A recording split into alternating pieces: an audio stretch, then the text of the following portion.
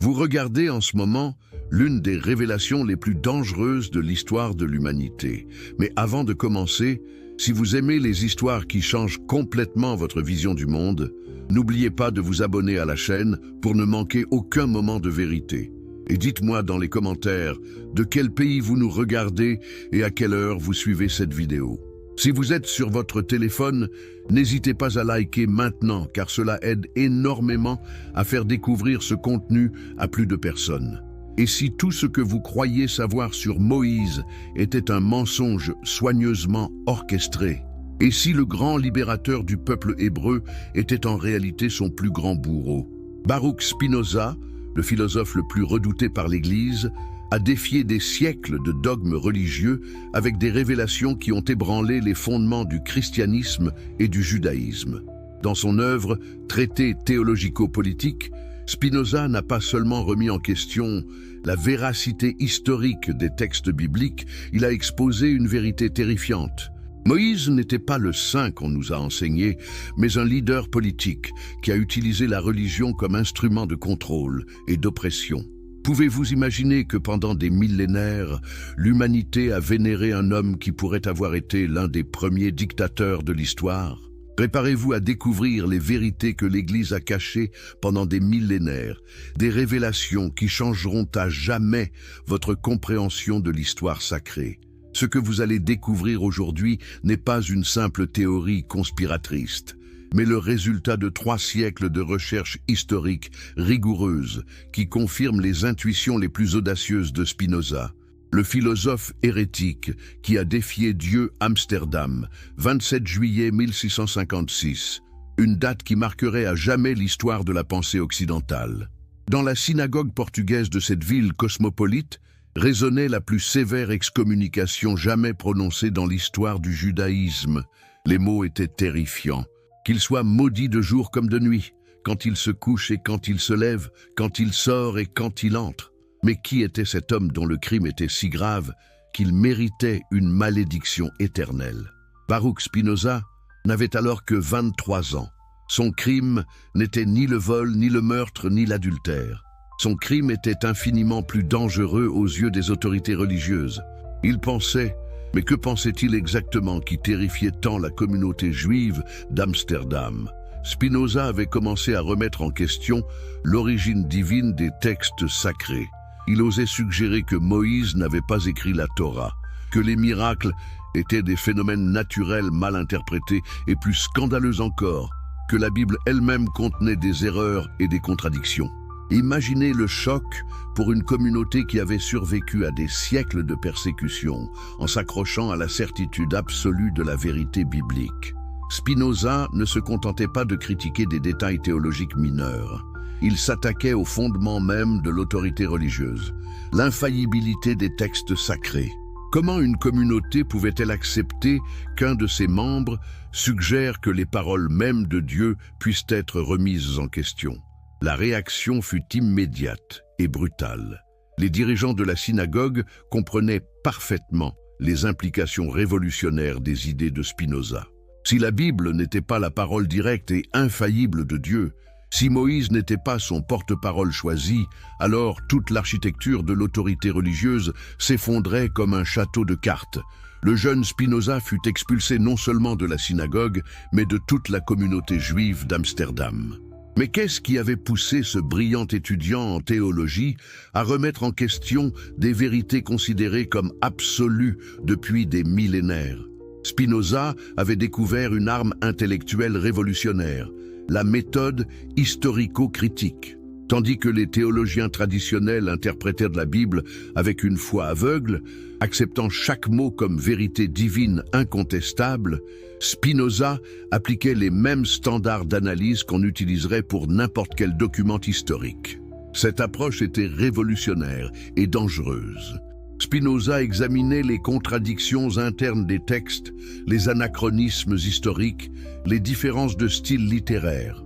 Il comparait les récits bibliques avec les archives historiques d'autres civilisations. Il analysait l'évolution de la langue hébraïque pour déterminer quand certains passages avaient réellement été écrits. Cette méthodologie rigoureuse révélait des vérités dérangeantes. Les découvertes de Spinoza étaient stupéfiantes. Les livres attribués à Moïse contenaient des références à des événements survenus des siècles après sa mort supposée. Le Deutéronome parlait de Moïse à la troisième personne et décrivait sa propre mort en détail.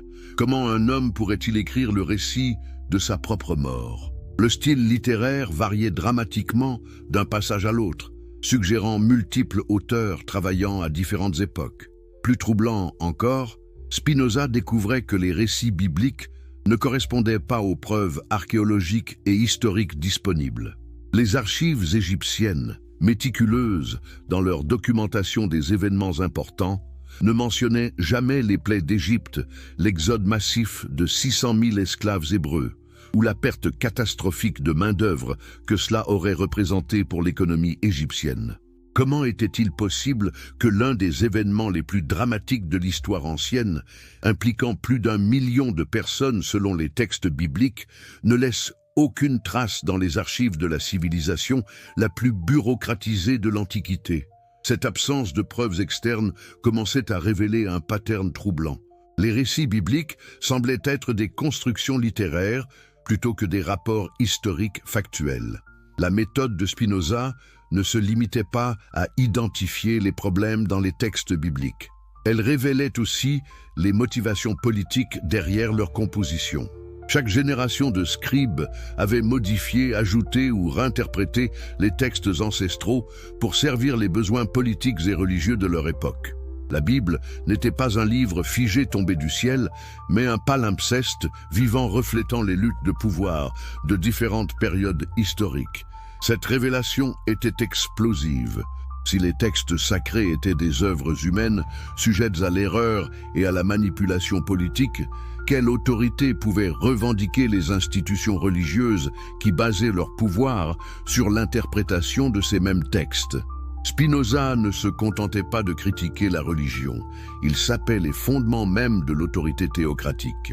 L'Église catholique comprenait immédiatement le danger que représentaient les idées de Spinoza. Ces méthodes d'analyse critique pouvaient s'appliquer aussi bien aux textes chrétiens qu'aux textes juifs. Si l'Ancien Testament était une construction humaine faillible, qu'est-ce qui garantissait l'infaillibilité du Nouveau Testament? Et si les évangiles eux-mêmes étaient sujets au même type d'analyse historique critique? Le Vatican réagit avec une vigueur extraordinaire. Toutes les œuvres de Spinoza furent immédiatement placées sur l'index des livres interdits, la liste officielle des textes que les catholiques ne pouvaient lire sous peine d'excommunication. Mais cette censure arrivait trop tard. Les idées de Spinoza se répandaient déjà à travers l'Europe comme un incendie intellectuel, inspirant une génération de penseurs critiques qui remettraient en question tous les dogmes religieux.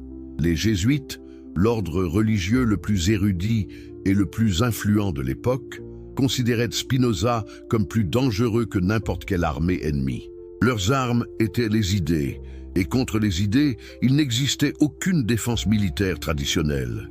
Une épée pouvait tuer un homme, mais une idée pouvait tuer un système entier de croyances. Et les idées de Spinoza étaient particulièrement virulentes. Pourquoi les autorités religieuses réagissaient-elles avec une telle panique face aux théories d'un jeune philosophe hollandais?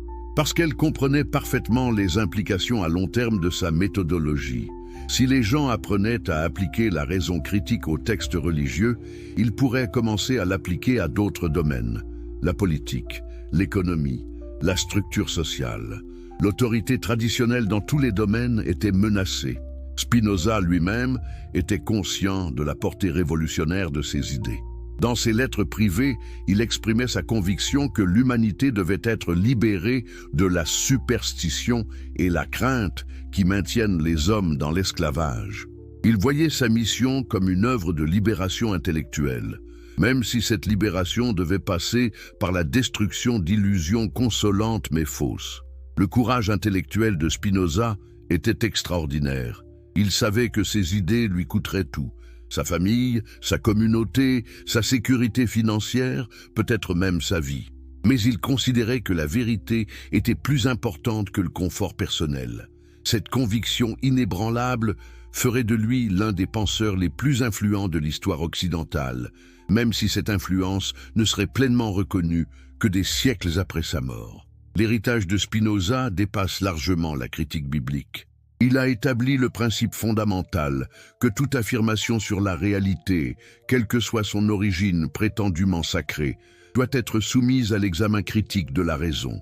Ce principe deviendrait la base de la méthode scientifique moderne et des sociétés démocratiques qui valorisent la liberté de conscience et d'expression. Moggs, l'homme derrière le mythe. Qui était vraiment Moïse ? Cette question, apparemment simple, cache l'une des enquêtes historiques les plus complexes et controversées de tous les temps. Pendant des millénaires, l'humanité a accepté sans questionnement l'image d'un berger devenu prince, puis prophète, qui a libéré son peuple de l'esclavage et reçu directement de Dieu les lois qui gouverneraient la civilisation. Mais que se passe-t-il quand on soumet cette narrative héroïque aux standards rigoureux de l'investigation historique moderne ? Spinoza fut le premier à oser poser cette question avec la rigueur d'un véritable enquêteur. Il commença par examiner l'histoire supposée de la naissance de Moïse, ce récit dramatique du bébé sauvé des eaux du Nil par la fille du Pharaon. Mais en étudiant les traditions littéraires de l'ancien Proche-Orient, Spinoza découvrit quelque chose de troublant. Cette histoire n'était pas unique. Elle ressemblait remarquablement à d'autres récits de héros fondateurs dans différentes cultures. Le mythe de Sargon d'Akkad, qui vécut plus de 1000 ans avant l'époque supposée de Moïse, raconte comment ce futur roi fut abandonné dans un panier sur l'Euphrate et sauvé par un jardinier royal. L'histoire de Romulus et Rémus suit un pattern similaire d'abandon et de sauvetage miraculeux. Même dans les traditions beaucoup plus tardives, on trouve des échos de ce motif narratif. Comment expliquer ces similarités frappantes ? Spinoza proposa une explication révolutionnaire. L'histoire de la naissance de Moïse n'était pas un fait historique, mais un motif littéraire recyclé par des scribes postérieurs qui voulaient créer une origine héroïque pour leur leader fondateur. Cette technique était courante dans l'Antiquité. Chaque peuple avait besoin d'un mythe d'origine glorieux pour légitimer son identité nationale et ses institutions politiques. Mais si l'histoire de la naissance de Moïse était mythique, qu'est-ce qui garantissait l'historicité du reste de sa vie ? Spinoza appliqua la même analyse critique à tous les épisodes de la vie de Moïse, et les résultats étaient troublants. Les archives égyptiennes de l'époque supposée de l'Exode sont particulièrement bien préservées. L'Égypte du Nouveau Royaume tenait des registres méticuleux de tous les événements importants. Guerres, construction de monuments, mouvements de population, catastrophes naturelles. Ces archives mentionnent des invasions mineures de Bédouins, des épidémies locales, des phénomènes naturels inhabituels. Mais nulle part on ne trouve la moindre référence aux 10 plaies d'Égypte, événements qui, selon le récit biblique, auraient dévasté tout le pays. Nulle part on ne trouve mention de la fuite massive de 600 000 esclaves hébreux, plus leurs familles, ce qui représenterait plus de 2 millions de personnes selon les estimations démographiques de l'époque. Comment une catastrophe de cette ampleur pourrait-elle ne laisser aucune trace dans les archives de la civilisation la plus bureaucratisée de l'Antiquité? L'économie égyptienne dépendait largement du travail des esclaves pour ses grands projets de construction. La perte soudaine de cette main-d'œuvre massive aurait provoqué un effondrement économique dont les effets auraient été visibles pendant des générations. Plus troublant encore, les preuves archéologiques contredisent directement les affirmations bibliques. Les sites supposés des campements israélites dans le désert du Sinaï ont été fouillés extensivement par des archéologues modernes. Si plus de 2 millions de personnes avaient vécu dans cette région pendant 40 ans, ils auraient laissé des traces massives, poteries brisées, outils abandonnés, sites de sépulture, traces de feux de camp. Or, malgré des décennies d'excavations minutieuses, aucune preuve archéologique de cette présence massive n'a jamais été découverte. Le désert du Sinaï, qui préserve remarquablement bien les artefacts anciens grâce à son climat aride, ne montre aucun signe d'occupation par une population nomade importante pendant la période supposée de l'Exode. Ces découvertes archéologiques posent une question fondamentale. Si l'Exode tel que décrit dans la Bible n'a jamais eu lieu, qu'est-ce que cela implique pour l'historicité de Moïse lui-même? Spinoza suggérait que Moïse n'était pas une figure historique individuelle, mais plutôt une construction composite, une synthèse de plusieurs leaders tribaux et figures mythiques fusionnées par des scribes postérieurs en un seul personnage héroïque. Cette théorie expliciterait les nombreuses contradictions dans la personnalité de Moïse, telles que présentées dans les textes bibliques. Parfois, il apparaît comme un berger humble et bégayant, parfois comme un prince égyptien éduqué, parfois comme un général militaire impitoyable, parfois comme un mystique communiquant directement avec Dieu. Ces différentes facettes pourraient refléter différentes traditions sur différents leaders historiques, ultérieurement amalgamés en une seule biographie. L'analyse linguistique des textes mosaïques révèle d'autres anomalies troublantes. Le prétendu code de loi donné par Moïse contient des références à des institutions et des technologies qui n'existaient pas à l'époque supposée de sa vie. Des lois concernant la royauté dans une société supposément théocratique, des références à des événements historiques postérieurs, des emprunts évidents à des codes légaux babyloniens et assyriens plus tardifs. Comment Moïse pourrait-il avoir promulgué des lois concernant des situations qui ne surviendraient que des siècles après sa mort? Comment pourrait-il avoir emprunté à des traditions légales qui n'existaient pas encore de son vivant?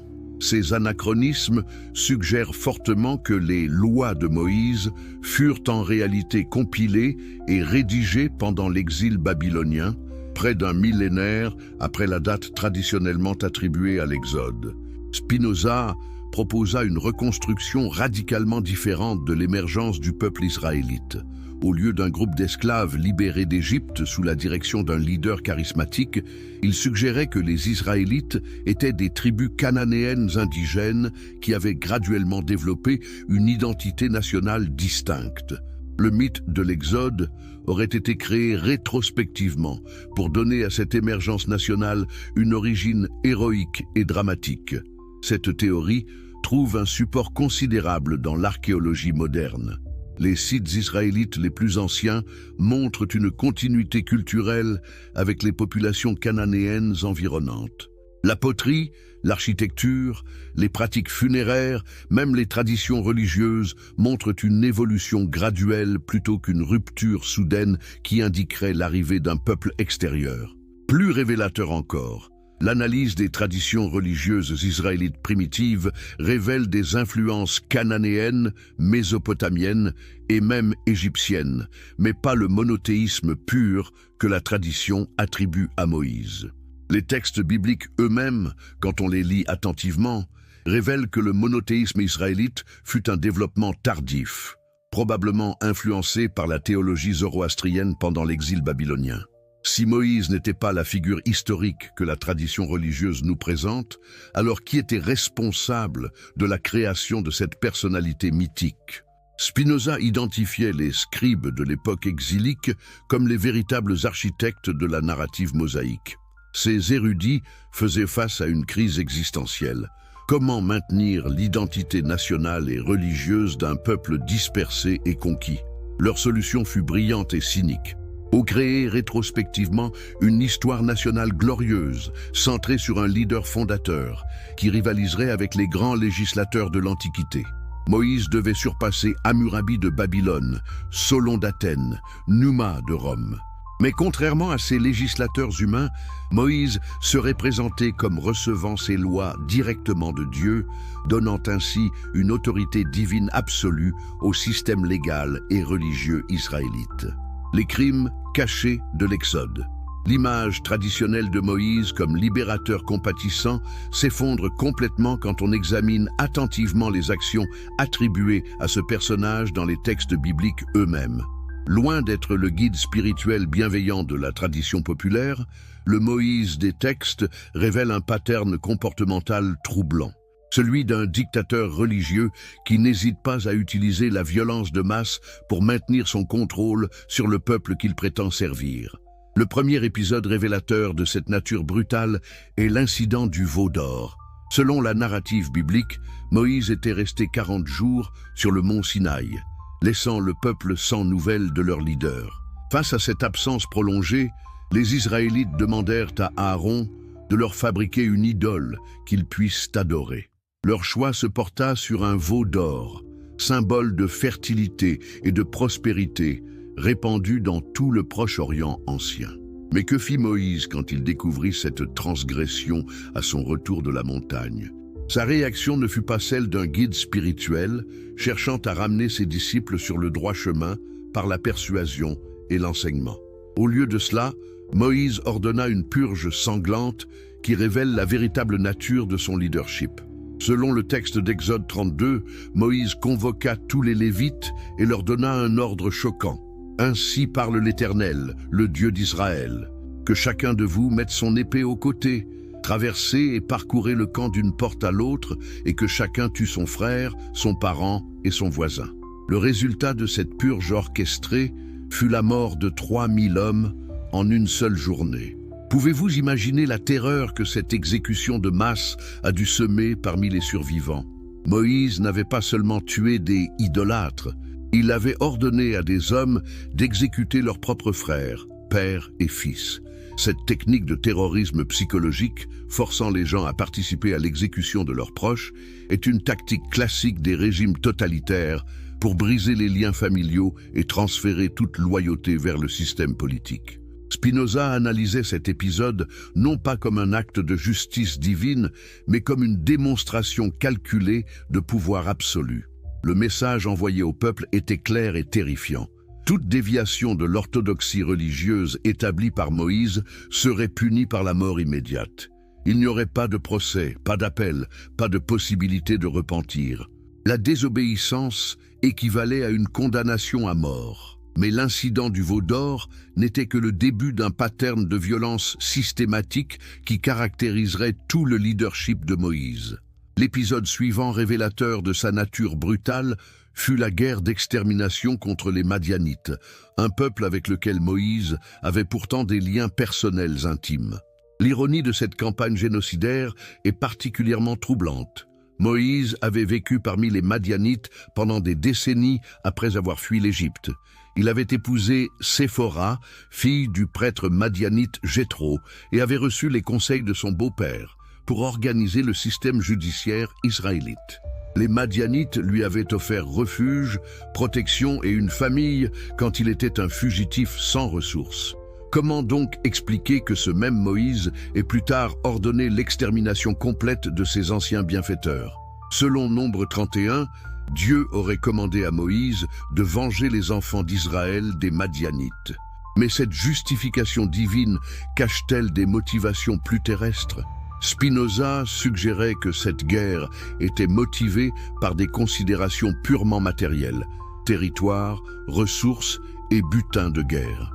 Les détails de cette campagne révèlent une planification minutieuse du génocide. Moïse n'ordonna pas simplement la défaite militaire des Madianites. Il exigea leur extermination totale. Tous les hommes adultes devaient être tués. Toutes les femmes ayant eu des relations sexuelles devaient être exécutées. Seules les jeunes filles vierges pouvaient être épargnées, mais uniquement pour être distribuées comme butin de guerre aux soldats israélites. Le décompte final de cette boucherie organisée est révélateur de son ampleur. 32 000 jeunes filles furent prises comme esclaves sexuelles, impliquant que le nombre total de Madianites massacrés se chiffrait probablement en centaines de milliers. Cette opération ne fut pas un raid militaire spontané, mais une campagne d'extermination systématiquement planifiée et exécutée. Mais pourquoi Moïse ordonna-t-il spécifiquement l'exécution des femmes non vierges? Cette décision révèle une compréhension sophistiquée de la guerre psychologique et du contrôle démographique. En éliminant toutes les femmes capables de perpétuer la culture madianite et en ne gardant que les très jeunes filles qui pourraient être assimilées, Moïse assurait la disparition complète de l'identité ethnique madianite. Cette tactique génocidaire ne se limitait pas aux Madianites. Le même pattern se répète dans les campagnes contre les Amalécites et d'autres peuples de la région. À chaque fois, les ordres de Moïse étaient les mêmes, extermination totale, à l'exception des jeunes filles vierges qui seraient intégrées de force dans la société israélite. Spinoza identifiait dans ses campagnes génocidaires non pas l'accomplissement de commandements divins, mais l'application méthodique d'une stratégie d'expansion territoriale et de domination régionale. Moïse utilisait la religion comme justification pour des actions qui, analysées objectivement, constituaient des crimes contre l'humanité d'une ampleur stupéfiante. L'aspect le plus troublant de ces massacres n'est pas seulement leur brutalité, mais la façon dont ils ont été intégrés dans la tradition religieuse comme des actes de justice divine. Pendant des millénaires, ces génocides ont été enseignés comme des exemples de piété religieuse plutôt que comme les atrocités qu'ils étaient réellement. Cette sanctification de la violence extrême a eu des conséquences historiques dévastatrices. Elle a fourni un modèle théologique pour justifier des persécutions religieuses, des croisades, des inquisitions et même des génocides modernes. Quand la violence de masse peut être présentée comme l'accomplissement de la volonté divine, toutes les inhibitions morales normales s'effondrent. Spinoza comprenait que critiquer ces récits n'était pas seulement un exercice académique, mais une nécessité morale urgente. Tant que de telles atrocités seraient vénérées comme des actes saints, l'humanité resterait vulnérable à de nouvelles explosions de violence religieuse. La démystification de Moïse n'était pas une attaque contre la spiritualité, mais une défense de la décence humaine fondamentale. Le pattern de violence révélé par l'analyse de Spinoza montre que le Moïse biblique n'était pas un libérateur, mais un conquistador religieux qui utilisait la terreur systématique pour maintenir son contrôle. Cette vérité, si douloureuse soit-elle à accepter, est essentielle pour comprendre les origines réelles de certaines traditions religieuses et leurs implications pour la société humaine. Si vous cherchez des révélations qui remettent en question tout ce qu'on vous a enseigné sur l'histoire sacrée, assurez-vous de vous abonner maintenant pour ne rater aucune de ces découvertes bouleversantes. Dites-nous dans les commentaires de quel pays vous nous suivez et à quelle heure vous regardez cette vidéo. Et si vous êtes sur mobile, un petit like maintenant nous aiderait énormément à faire découvrir ces vérités cachées à encore plus de personnes.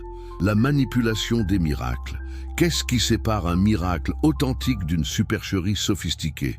Cette question fondamentale devient cruciale quand on examine de près les prodiges attribués à Moïse dans les récits bibliques.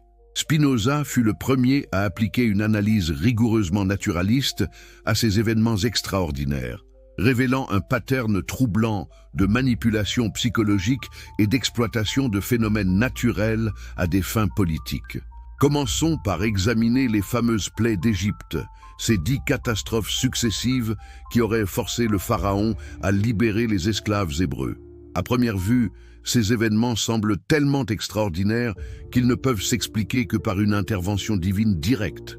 Mais que révèle une analyse scientifique moderne de ces phénomènes supposément surnaturels?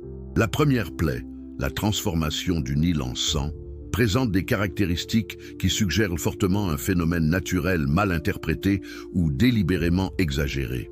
Le Nil connaît effectivement des périodes où ses eaux prennent une couleur rougeâtre, causée par des proliférations d'algues rouges ou par les sédiments riches en fer charrié pendant les crues annuelles. Ces phénomènes étaient bien connus des prêtres égyptiens et pouvaient être prédits avec une certaine précision. Mais voici où l'analyse de Spinoza devient révolutionnaire. Et si Moïse avait simplement exploité sa connaissance de ces cycles naturels pour créer l'illusion d'un contrôle surnaturel? Un leader ayant vécu en Égypte pendant 40 ans aurait eu amplement l'occasion d'observer et de comprendre ces patterns naturels. Utiliser cette connaissance pour prédire et déclencher des phénomènes naturels prévisibles constituerait une forme sophistiquée de manipulation psychologique. La séquence des plaies suivantes révèle un enchaînement écologique logique qui renforce cette hypothèse naturaliste. Une prolifération d'algues toxiques dans le Nil expliquerait la mort massive des poissons, forçant les grenouilles à quitter l'eau contaminée pour envahir les terres. La mort subséquente de ces grenouilles créerait des conditions idéales pour la multiplication des insectes charognards, mouches et moustiques.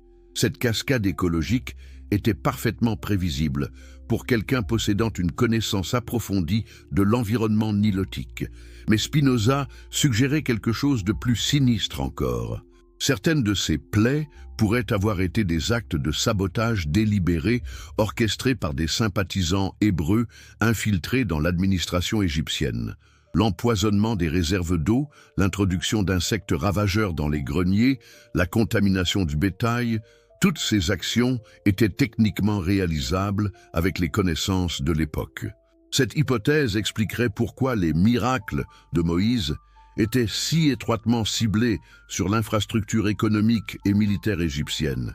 Ce n'était pas la colère divine qui s'abattait aveuglément, mais une campagne de guerre économique soigneusement planifiée pour maximiser l'impact psychologique tout en minimisant les risques pour les auteurs. L'épisode de la mort des premiers-nés égyptiens révèle peut-être la manipulation la plus cynique de toutes. Comment expliquer qu'une catastrophe supposément divine ait épargné sélectivement les familles hébraïques? La tradition religieuse parle du sang de l'agneau sur les linteaux comme protection divine. Mais n'est-il pas plus plausible qu'il s'agissait d'un signal convenu permettant aux assassins de reconnaître les maisons à épargner? Cette hypothèse transforme radicalement notre compréhension de cet événement. Au lieu d'un miracle divin, nous aurions affaire à un massacre organisé, une opération de terrorisme ciblée conçue pour briser psychologiquement la résistance égyptienne. L'efficacité de cette tactique était garantie. Quel parent pourrait risquer la vie de son enfant pour retenir des esclaves? Le miracle le plus célèbre de l'Exode, l'ouverture des eaux de la mer Rouge, subit un démantèlement encore plus spectaculaire sous l'analyse critique de Spinoza. Le philosophe commença par noter que le texte hébreu original ne parlait pas de mer Rouge, mais de Yam-Suf, littéralement mer des roseaux. Cette différence de traduction n'est pas anodine. Elle suggère un environnement marécageux plutôt qu'une mer profonde. Les géographes modernes ont identifié plusieurs zones marécageuses dans la région du delta du Nil qui correspondent à cette description. Ces zones, caractérisées par des variations importantes du niveau d'eau selon les marées et les vents, pouvaient effectivement être traversées à pied à certains moments, tout en devenant impraticables quelques heures plus tard. Mais Spinoza allait plus loin dans son analyse. Il suggérait que Moïse, grâce à sa connaissance intime de la géographie égyptienne acquise pendant ses 40 années de vie dans le pays, connaissait parfaitement ces patterns de marées et de vents. Chronométrer la traversée pour coïncider avec une marée basse, puis compter sur le retour des eaux pour piéger les poursuivants égyptiens, ne requérait aucune intervention surnaturelle, seulement une planification méticuleuse et une connaissance locale approfondie. Cette explication naturaliste est renforcée par l'absence totale de référence à cet événement supposément catastrophique dans les archives égyptiennes contemporaines. La perte de toute une armée de chars, incluant le pharaon lui-même selon certaines versions, aurait constitué une catastrophe nationale dont l'impact aurait été visible pendant des générations. Or, les archives égyptiennes de cette période ne montrent aucune disruption militaire ou politique correspondant à un tel désastre. Le miracle du manna révèle peut-être la manipulation la plus systématique de toutes. Cette nourriture céleste qui tombait du ciel chaque matin pour nourrir les Israélites pendant 40 ans dans le désert est présentée comme la preuve ultime de la protection divine. Mais que révèle une investigation botanique moderne de ce phénomène? Les botanistes ont identifié plusieurs substances naturelles du désert du Sinaï qui correspondent aux descriptions bibliques du manna. La plus probable est une sécrétion sucrée produite par des insectes parasites sur certains arbustes du désert, particulièrement les tamarix. Cette substance, connue des Bédouins locaux depuis des millénaires, apparaît effectivement chaque matin et doit être récoltée rapidement avant que la chaleur ne la fasse fondre. Mais voici où l'analyse de Spinoza révèle toute sa perspicacité. Moïse ne se contenta pas de découvrir cette source alimentaire naturelle. Il en fit un instrument de contrôle politique absolu. Les règles strictes concernant la collecte du manna, l'interdiction de le stocker, les punitions sévères pour ceux qui violaient ces règles, tout cela servait à maintenir la dépendance totale du peuple envers son leadership. qui contrôlait la distribution du mana, contrôlait la survie même du peuple. Cette dépendance alimentaire garantissait une obéissance absolue et éliminait toute possibilité de rébellion organisée. Comment se révolter contre celui qui détenait le monopole de la nourriture dans un environnement où aucune source alternative n'était disponible? L'épisode de la guérison par le serpent d'airain révèle l'hypocrisie fondamentale de Moïse avec une clarté aveuglante. Le même leader qui avait ordonné l'exécution de 3000 personnes pour avoir fabriqué le veau d'or créait maintenant sa propre idole métallique. Comment justifier cette contradiction flagrante avec ses propres commandements contre l'idolâtrie? Spinoza identifiait dans cet épisode un exemple parfait du double standard qui caractérisait tout le leadership mosaïque.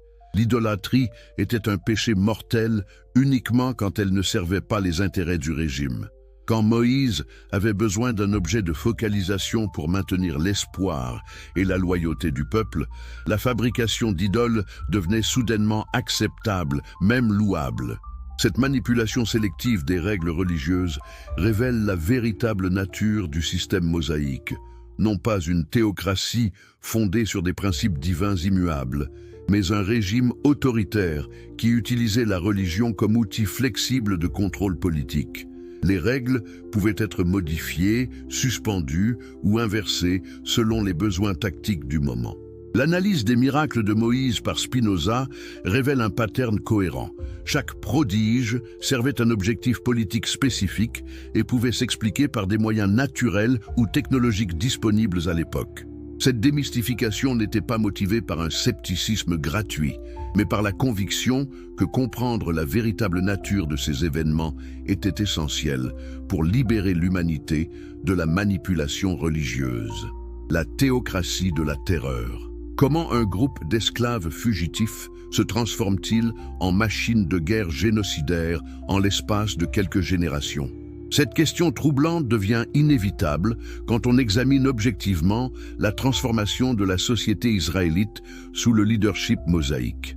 Loin d'établir une société basée sur la justice et la compassion, Moïse créa le premier État policier de l'histoire, un système totalitaire d'une sophistication terrifiante qui contrôlait chaque aspect de la vie privée et publique.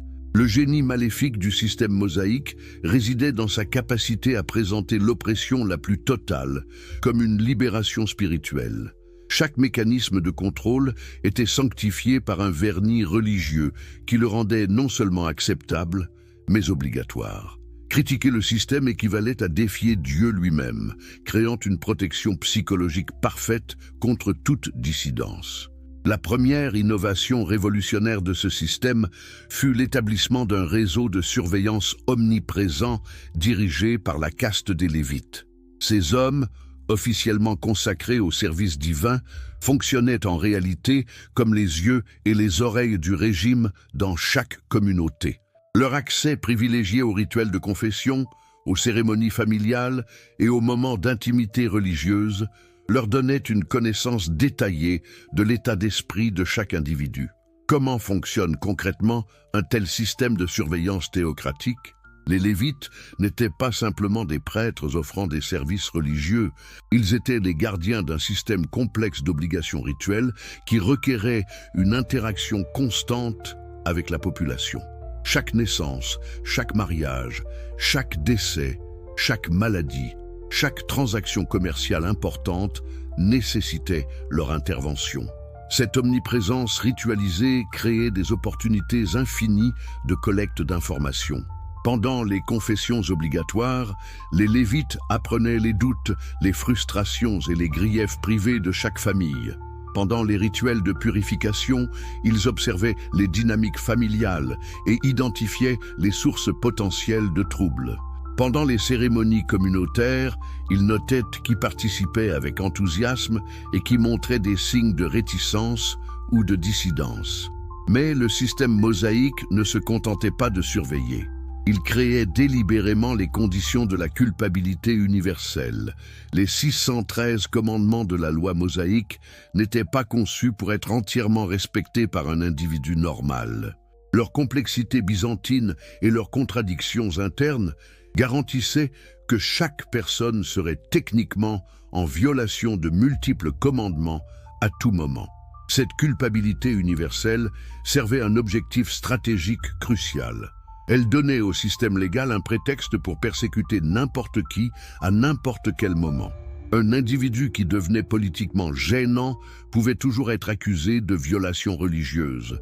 Cette épée de Damoclès légale maintenait la population dans un état de terreur permanente, sachant que leur liberté et même leur vie dépendaient entièrement de la bonne volonté des autorités religieuses. Prenons l'exemple des lois alimentaires, apparemment inoffensives. Ces règles détaillées sur ce qui pouvait être mangé, comment cela devait être préparé, avec quoi cela pouvait être combiné, créait un labyrinthe de restrictions pratiquement impossibles à naviguer sans erreur. Mais ces violations techniques pouvaient être utilisées pour justifier des punitions sévères contre quiconque osait défier l'autorité établie. Le système économique mis en place par Moïse révèle une sophistication encore plus sinistre dans l'art de l'exploitation systémique. Les rituels obligatoires de sacrifice ne servaient pas seulement des objectifs religieux. Ils constituaient un système fiscal déguisé qui drainait méthodiquement les ressources de la population vers la classe sacerdotale dirigeante. Calculons l'impact économique réel de ce système sur une famille moyenne. Un Israélite typique devait fournir des sacrifices pour les péchés involontaires, les violations rituelles, les fêtes obligatoires, les naissances, les maladies, les vœux religieux et de nombreuses autres occasions.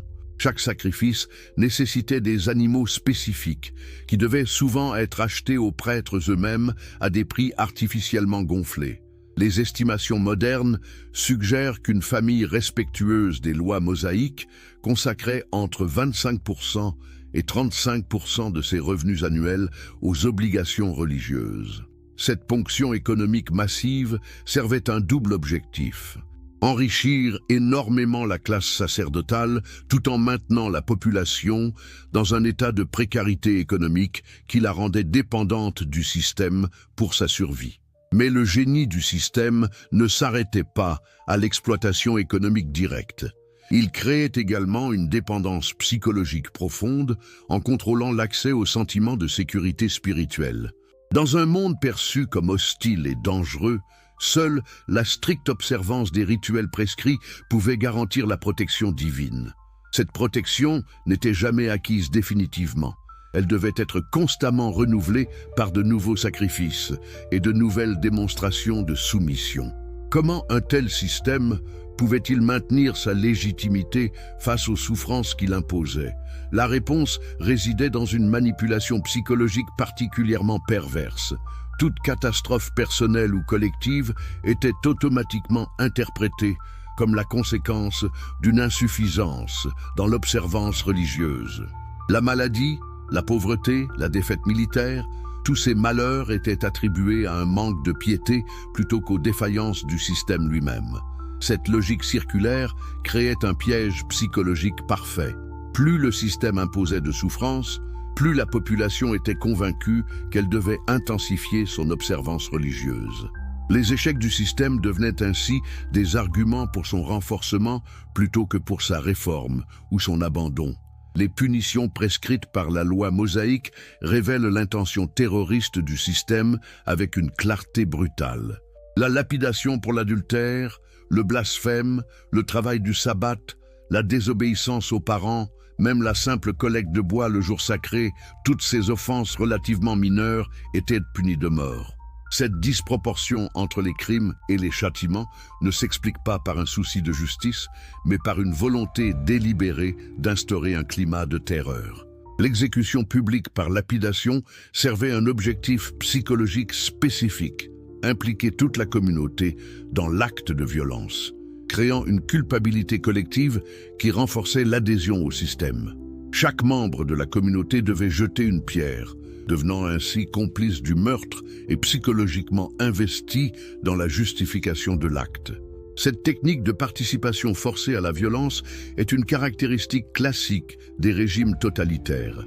En forçant les gens à devenir complices des atrocités du système, on brise leur résistance morale et on les lie psychologiquement au régime. Ceux qui ont participé à des exécutions ne peuvent plus facilement critiquer le système sans remettre en question leurs propres actions. Le contrôle exercé par le système mosaïque s'étendait même aux aspects les plus intimes de la vie privée.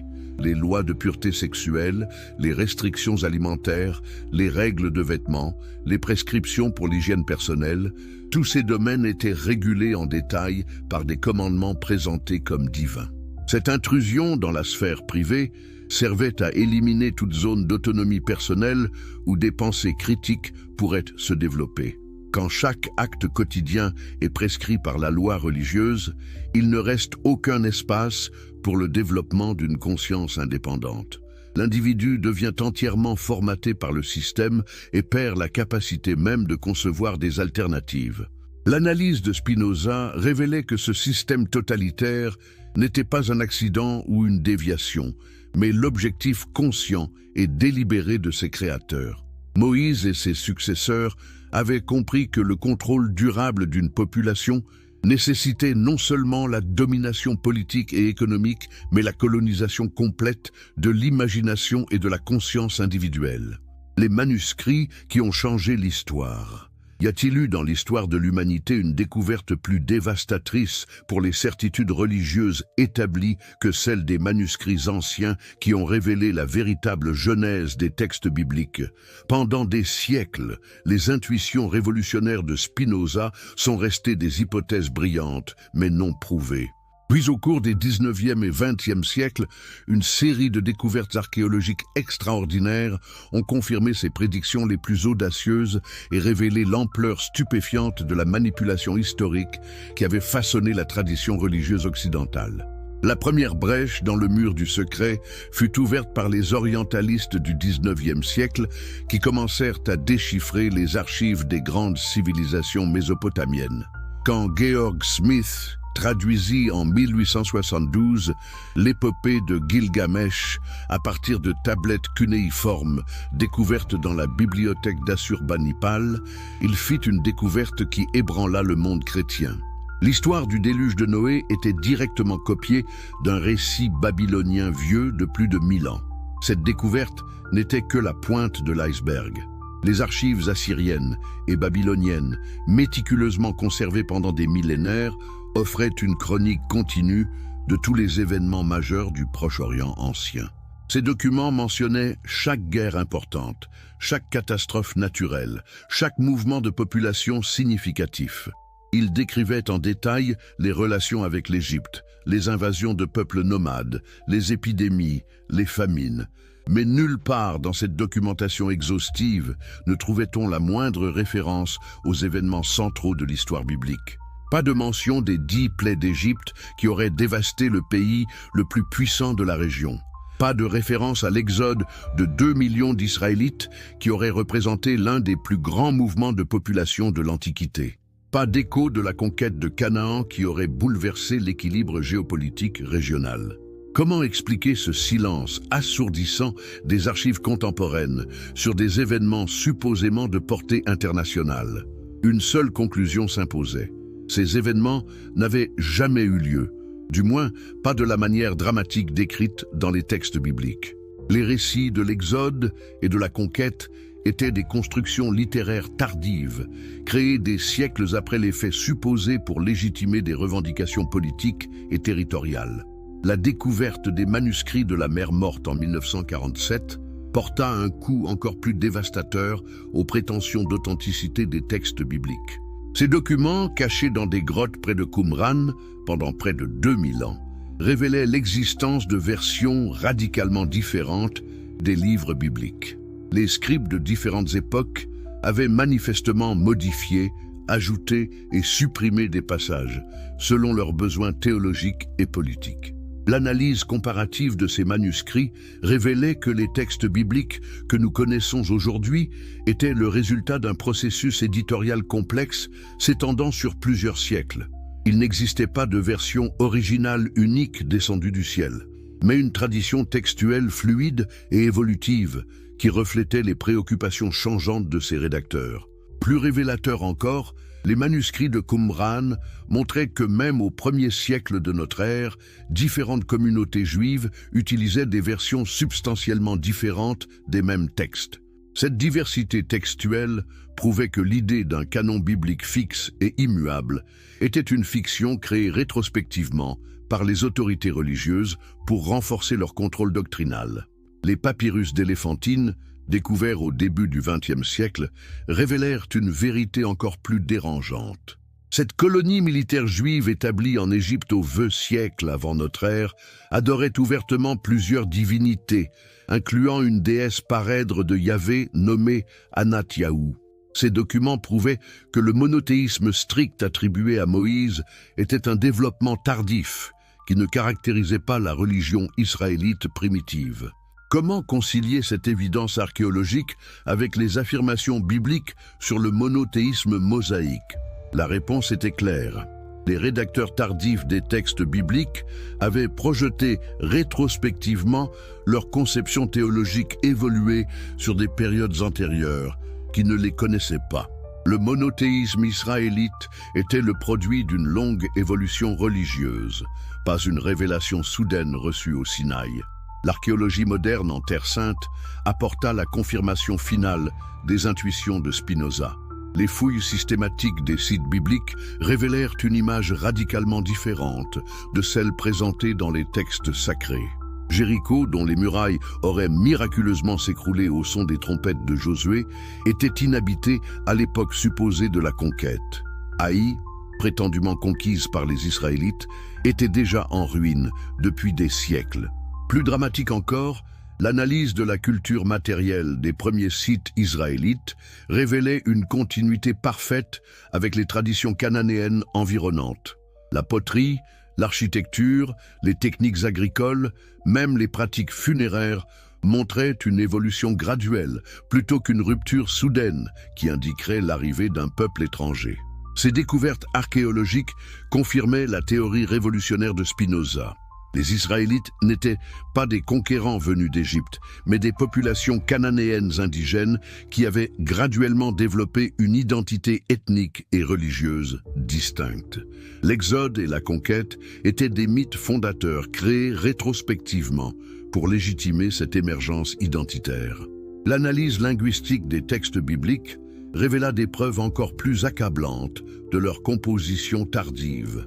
Les prétendus livres de Moïse contenaient des emprunts évidents à des traditions littéraires mésopotamiennes qui ne seraient connues des Israélites qu'après l'exil babylonien. Le récit de la création dans la Genèse reprend des éléments de l'Enuma Elish babylonien. L'histoire du déluge est directement inspirée de l'épopée de Gilgamesh. Comment Moïse aurait-il pu emprunter à des traditions littéraires qui n'existèrent pas encore de son vivant ou qui ne seraient accessibles aux Israélites que des siècles plus tard? Cette impossibilité chronologique prouvait définitivement que les textes attribués à Moïse étaient des compositions tardives, probablement rédigées pendant ou après l'exil babylonien. La théorie documentaire développée par les biblistes du 19e et 20e siècle confirma brillamment les prédictions de Spinoza. L'analyse littéraire minutieuse révéla que le Pentateuque était composé d'au moins 4 sources distinctes, J, E, D, P, chacune reflétant les préoccupations théologiques et politiques de différentes époques. Ces sources furent artificiellement combinées par des rédacteurs tardifs pour créer une narrative unifiée. Cette découverte était révolutionnaire. Elle prouvait que la parole de Dieu était en réalité un patchwork de traditions humaines contradictoires, assemblées par des éditeurs avec leurs propres agendas politiques et religieux. Chaque source avait sa propre théologie, sa propre vision de l'histoire, ses propres préoccupations sociales. L'épigraphie, l'étude des inscriptions anciennes, apporta des confirmations supplémentaires de cette reconstruction critique. Les inscriptions hébraïques les plus anciennes découvertes en Palestine ne montrent aucune trace du monothéisme strict ou de la sophistication théologique attribuée à l'époque mosaïque. Au contraire, elles révèlent un polythéisme typique des religions cananéennes, avec Yahvé adoré aux côtés d'autres divinités. Plus révélateur encore, L'analyse des noms personnels israélites dans les inscriptions anciennes révèle une forte proportion de noms théophores incorporant d'autres divinités que Yahvé. Comment expliquer cette persistance du polythéisme si Moïse avait vraiment établi un monothéisme strict des siècles auparavant?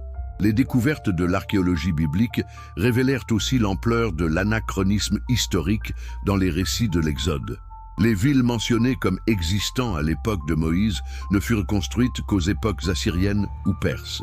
Les technologies décrites dans les récits n'étaient disponibles qu'à l'âge du fer, plusieurs siècles après la date supposée des événements. Ces anachronismes ne sont pas des erreurs mineures. Ils révèlent que les rédacteurs des textes bibliques projetaient inconsciemment leur propre environnement historique sur des périodes antérieures qu'ils ne connaissaient que par des traditions orales déformées. Les textes bibliques nous renseignent davantage sur l'époque de leur rédaction que sur les événements qu'ils prétendent décrire. La découverte progressive de cette vérité historique eut des conséquences révolutionnaires pour la compréhension de la religion et de l'histoire. Elle confirmait que Spinoza avait eu raison 3 siècles plus tôt. Les textes religieux étaient des productions humaines fallibles, et leur autorité devait être évaluée par la raison plutôt qu'acceptée par la foi aveugle. Si ce contenu révolutionnaire vous captive et que vous voulez connaître toutes les vérités que l'histoire officielle vous a cachées, n'hésitez pas une seconde à vous abonner maintenant. Écrivez-nous aussi dans les commentaires de quel pays vous nous regardez et à quelle heure vous suivez cette vidéo. Et si vous regardez sur votre smartphone, un petit pouce bleu maintenant nous aiderait énormément à faire connaître ces révélations à un public encore plus large. La conspiration millénaire du silence. Existe-t-il une force plus puissante que la vérité elle-même? L'histoire nous enseigne qu'oui, la conspiration organisée pour la supprimer. Pendant des siècles, les institutions religieuses ont orchestré l'une des campagnes de censure les plus sophistiquées de l'histoire humaine, éliminant systématiquement toute preuve qui pourrait contredire leur narrative officielle sur Moïse et les origines du judaïsme. Cette conspiration du silence ne fut pas accidentelle, elle était délibérée, méthodique et impitoyablement efficace. La persécution de Spinoza en 1656 ne marquait pas le début de cette campagne de suppression, mais simplement son premier épisode documenté à l'ère moderne. Bien avant que le philosophe hollandais ne remette en question l'authorship mosaïque, les autorités religieuses avaient déjà identifié la critique historique comme leur ennemi le plus dangereux. Pourquoi cette peur viscérale de l'investigation rationnelle? Parce qu'elles comprenaient parfaitement que leur pouvoir reposait entièrement sur l'acceptation aveugle de récits historiquement indéfendables. L'Inquisition espagnole, établie en 1478, constitua l'avant-garde de cette guerre contre la connaissance. Officiellement créée pour combattre l'hérésie, elle servait en réalité à éliminer toute forme de pensée critique qui pourrait remettre en question les dogmes établis.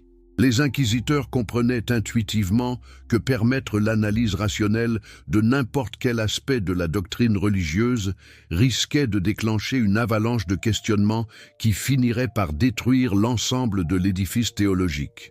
Mais comment une campagne de censure pouvait-elle être efficace à une époque où les communications étaient limitées et les gouvernements décentralisés?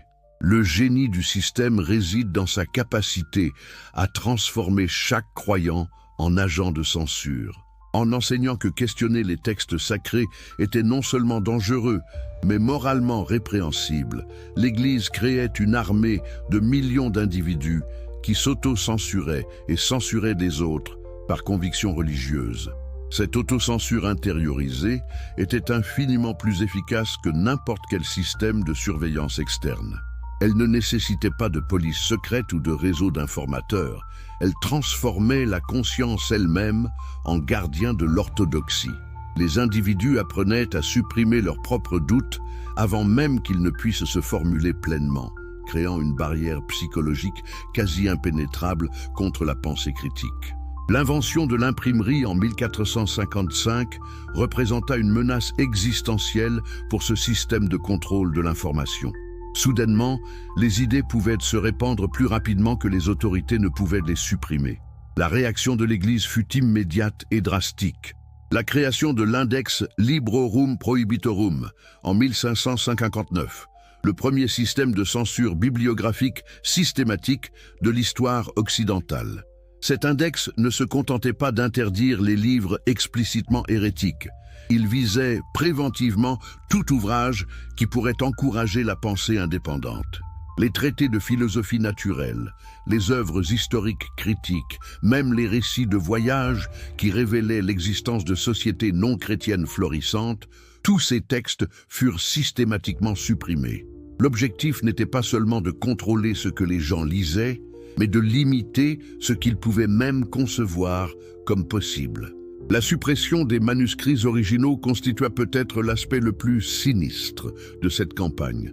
Les scribes ecclésiastiques ne se contentaient pas de copier fidèlement les textes anciens. Ils les corrigeaient systématiquement, éliminant les passages qui contredisaient la doctrine officielle et ajoutant des éléments qui la renforçaient. Cette manipulation textuelle était si répandue qu'il devient pratiquement impossible de retrouver les versions originales de nombreux documents historiques cruciaux. Comment mesurer l'ampleur de cette destruction délibérée du patrimoine intellectuel? Les bibliothèques monastiques, qui auraient dû préserver les trésors de l'érudition antique, révèlent des lacunes suspectes dans leurs collections.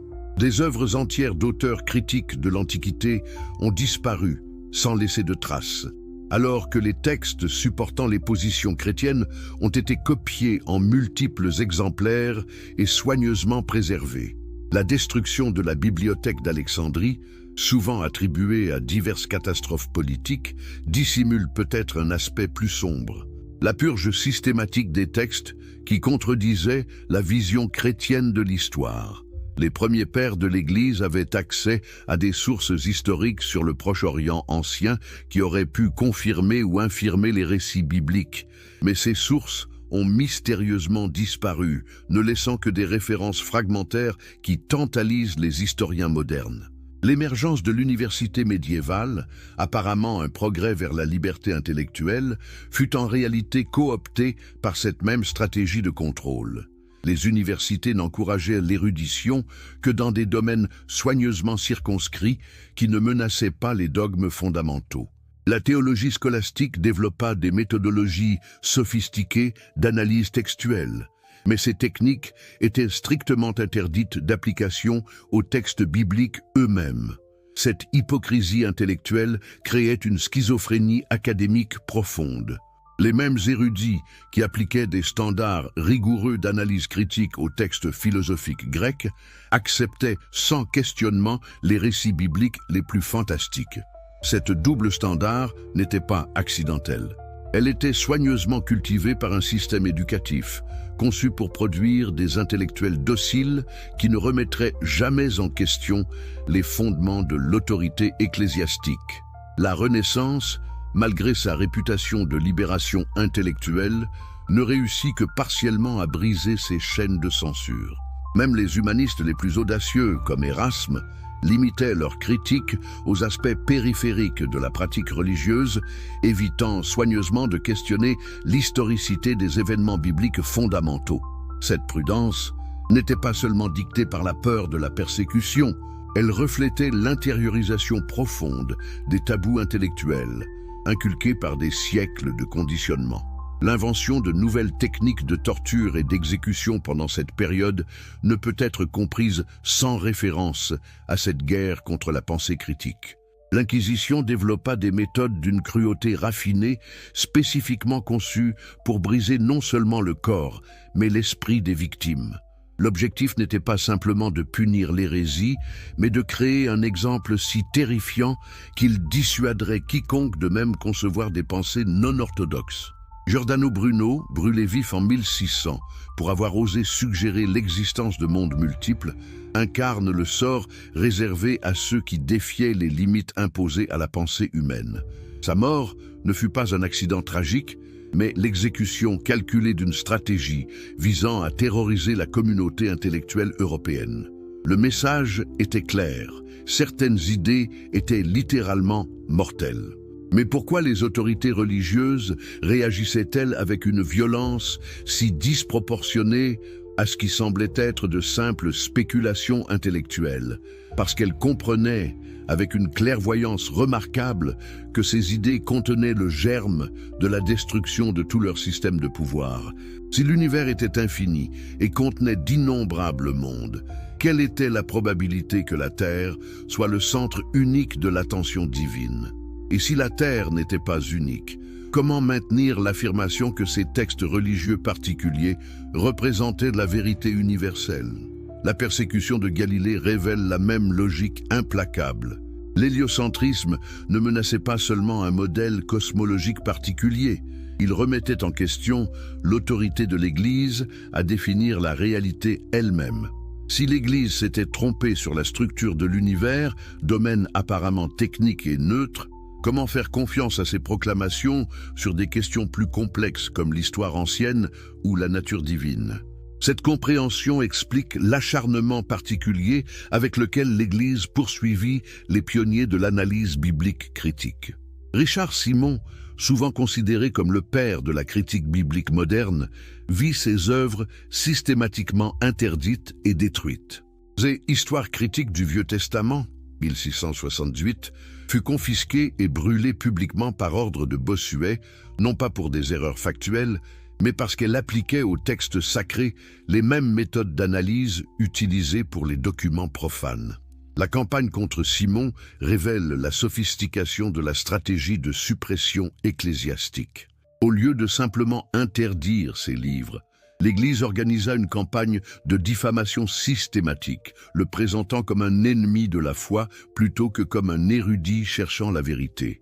Cette technique de personnalisation des attaques, transformant les débats intellectuels en conflits de loyauté religieuse, s'avéra infiniment plus efficace que la censure directe. L'université de la Sorbonne, supposé bastion de l'érudition européenne, devint en réalité un instrument de cette campagne de suppression. Ces théologiens développèrent des arguments de plus en plus sophistiqués pour justifier l'exclusion de l'analyse historique critique du domaine des études bibliques. Ils créèrent une théologie de la censure qui présentait l'ignorance volontaire comme une vertu spirituelle et la curiosité intellectuelle comme un vice dangereux.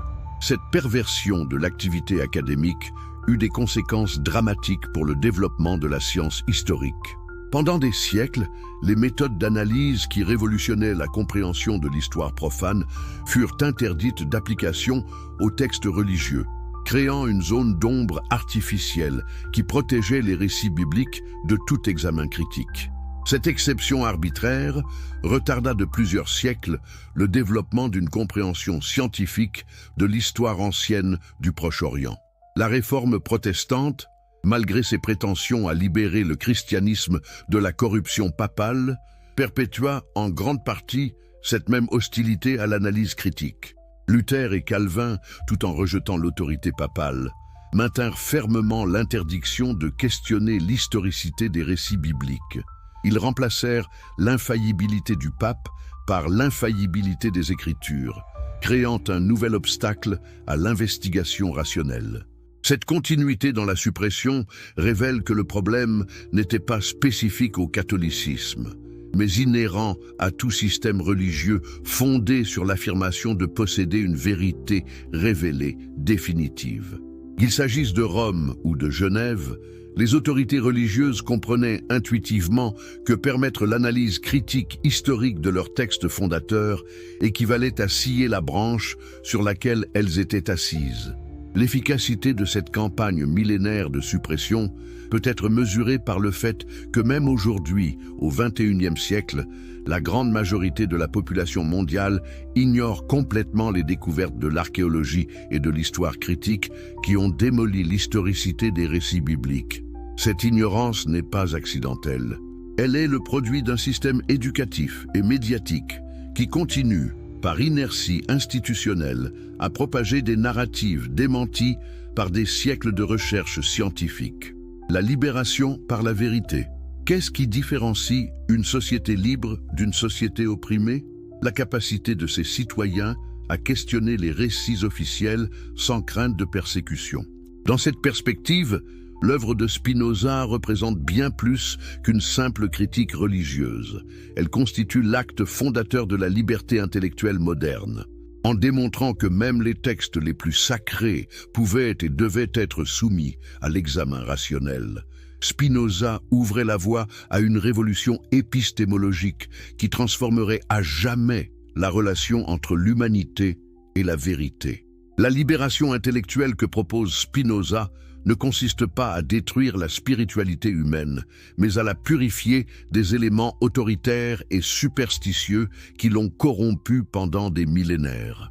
Quand nous comprenons que les textes sacrés sont des créations humaines reflétant les limitations, préjugés et agendas politiques de leurs auteurs, nous pouvons enfin les évaluer avec discernement et extraire ce qu'ils peuvent contenir de sagesse authentique, tout en rejetant leurs aspects oppressifs et destructeurs. Cette approche rationnelle de la religion ne conduit pas nécessairement à l'athéisme, comme le redoutaient les autorités ecclésiastiques.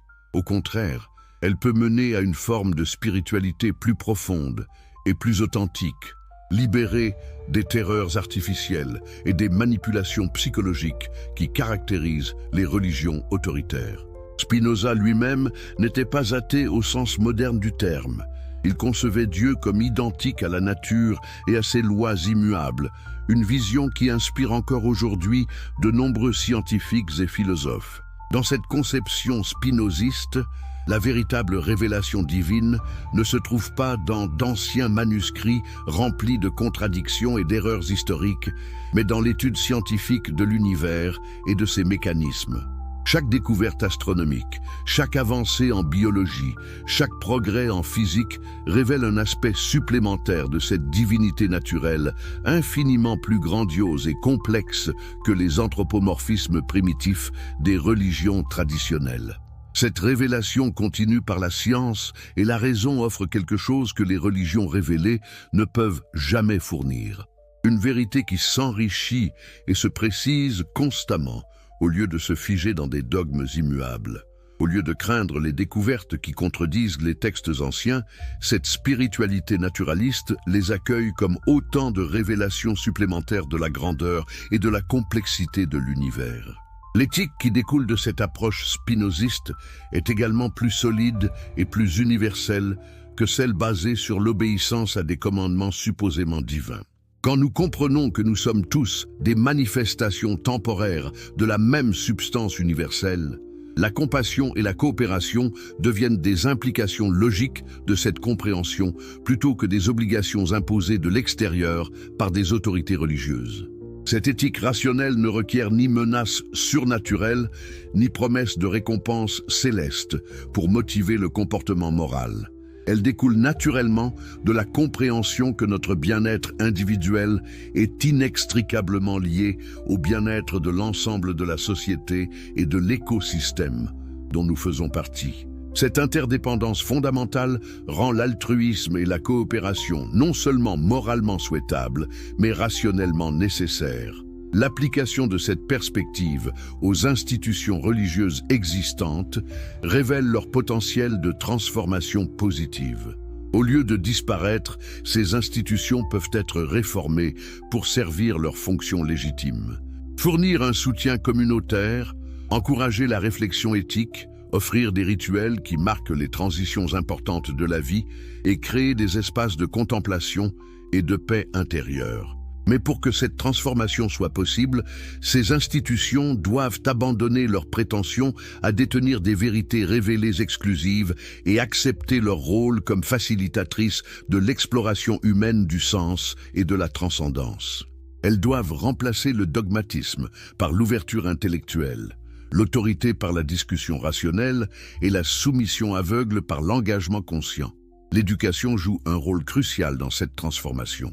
Au lieu d'enseigner l'acceptation passive de récits traditionnels, les systèmes éducatifs doivent développer chez les étudiants la capacité de pensée critique, la curiosité intellectuelle et le courage de remettre en question toutes les affirmations sur la réalité, qu'elles viennent d'autorités religieuses, politiques ou académiques.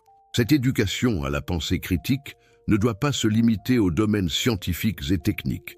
Elle doit inclure l'histoire des religions, l'analyse comparative des mythologies, l'archéologie biblique et toutes les disciplines qui permettent de comprendre comment les systèmes de croyances se développent et évoluent.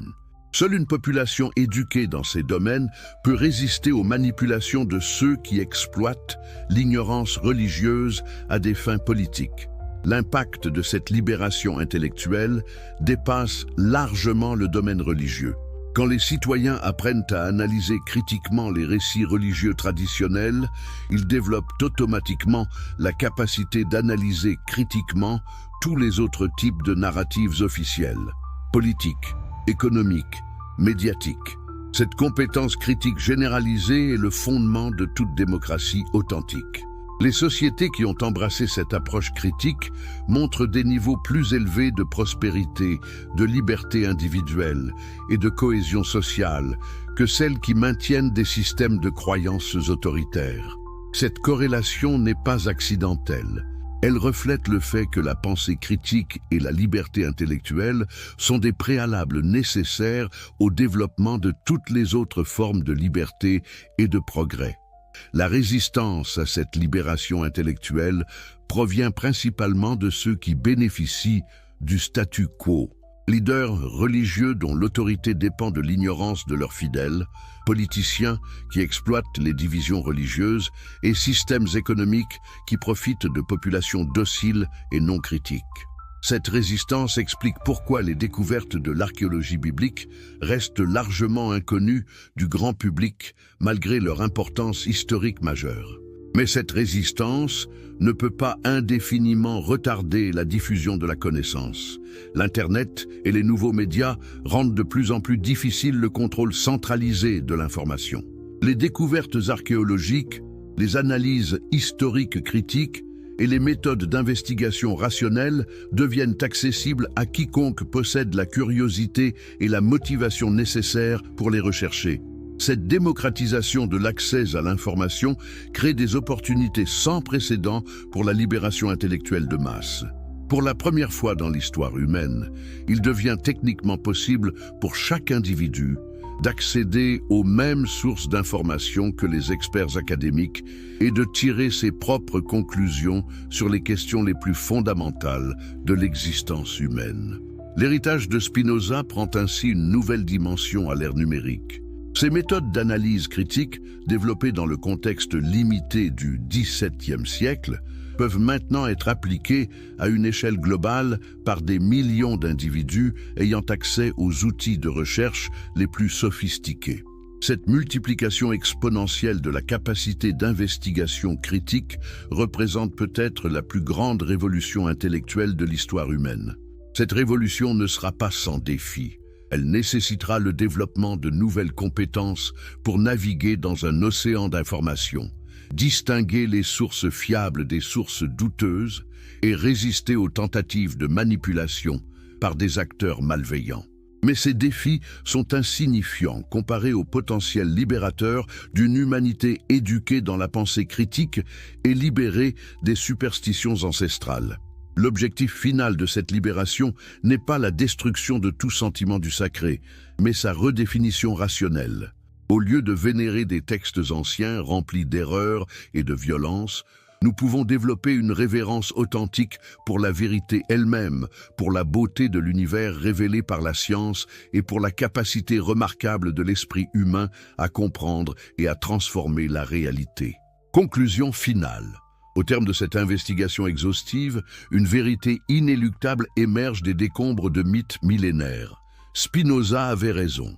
Sa démonstration révolutionnaire que Moïse n'était pas le saint libérateur de la tradition religieuse, mais une construction politique tardive servant à légitimer un système théocratique oppressif, se trouve aujourd'hui confirmée par 3 siècles de recherche archéologique, historique et linguistique.